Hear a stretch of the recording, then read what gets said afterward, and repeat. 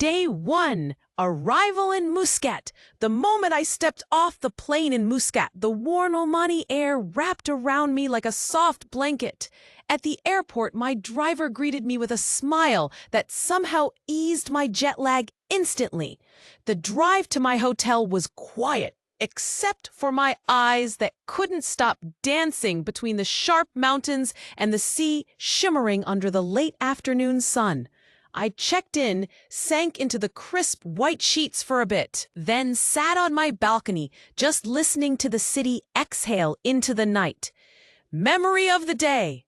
My first glimpse of Muscat's rugged hills, dipped in sunset gold.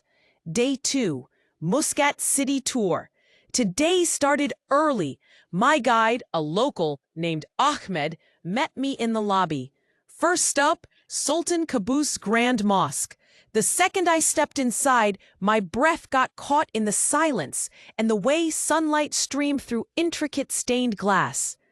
I ran my fingers lightly along the cool marble. Everything gleamed. Next was Beit al-Zubair Museum, a treasure trove of Omani heritage. Traditional costumes, old daggers, jewelry. Each piece told a story I felt lucky to borrow for a moment. After that, we drove past the magnificent Sultan's Palace, its blue and gold facade standing regally against the deep blue sky. The day ended wandering through the bustling Mutra Souk. The scent of frankincense curled around me as I ducked through narrow alleys, my hands brushing over silver jewelry and bright fabrics. I bought a tiny copper coffee pot, a piece of Oman to tuck in my suitcase. Memory of the day standing under the mosque's massive chandelier, awestruck and tiny. Day 3, Muscat to Nizwa. We left Muscat behind and drove through arid landscapes speckled with palm trees. Our first stop, Nakhl Fort, a sand-colored fortress clinging to a rocky outcrop. Climbing its battlements, I felt the desert wind whip my hair, my eyes scanning the endless date plantations below. Then, a moment of calm at the hot springs of Ain Thawara nearby. I dipped my fingers in the warm mineral water, closing my eyes for a second of hush before we continued to Nizwa. In Nizwa, the old city walls greeted us. I checked into my hotel, still tasting the cardamom from the Omani coffee Ahmed insisted I try on the road. Memory of the day! That view from Nakhl Fort, mountains, oasis, and a fortress that's weathered centuries. Day 4, Nizwa, Bahla. Then Jabreen. Nizwa's morning market was already alive when I arrived at Nizwa Fort. The cylindrical tower rose above the city like a watchful eye. I climbed to the top, and the panorama of the city's mud brick houses and distant mountains made me linger longer than planned. We headed next to Bahla Fort, a UNESCO World Heritage Site. Its sheer scale made me feel like I'd stepped into a desert fairy tale.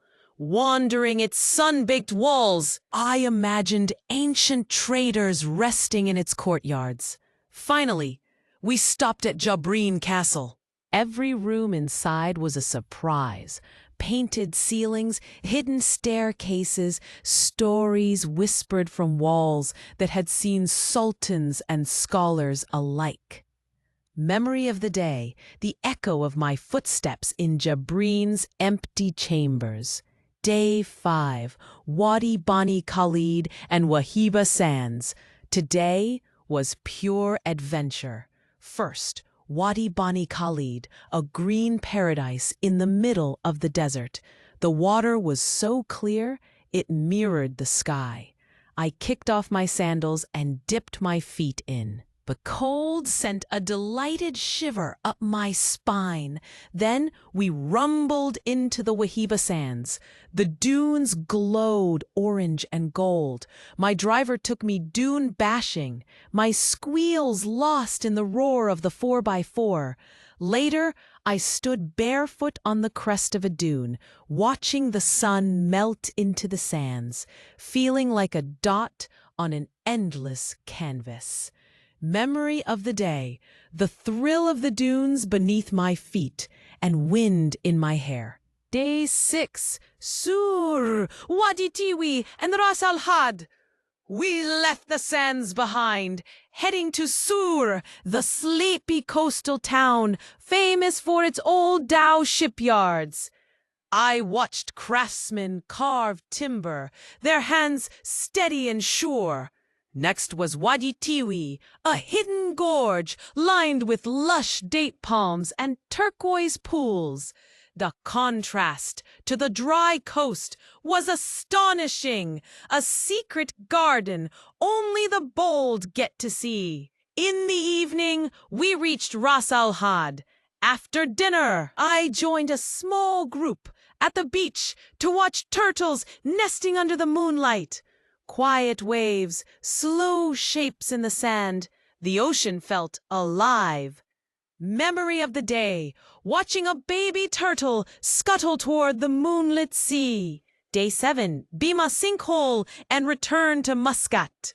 My last day began at the stunning Bimah Sinkhole, a giant emerald pool tucked inside a limestone crater.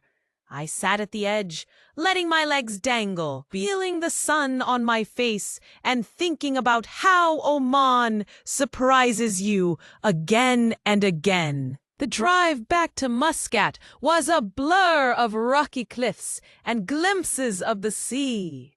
Back in the city, I treated myself to one final stroll through Mutra Corniche, the salty breeze tangling my hair as I promised myself I'll be back. Memory of the day, that impossible blue of Bimah's water, like Oman's final gift, Alice's final thought. This journey through Oman wasn't just about forts and wadis. It was about moments that made my heart race and stand still all at once. Oman, you're magic! And I'm taking a piece of your golden sands home in my shoes.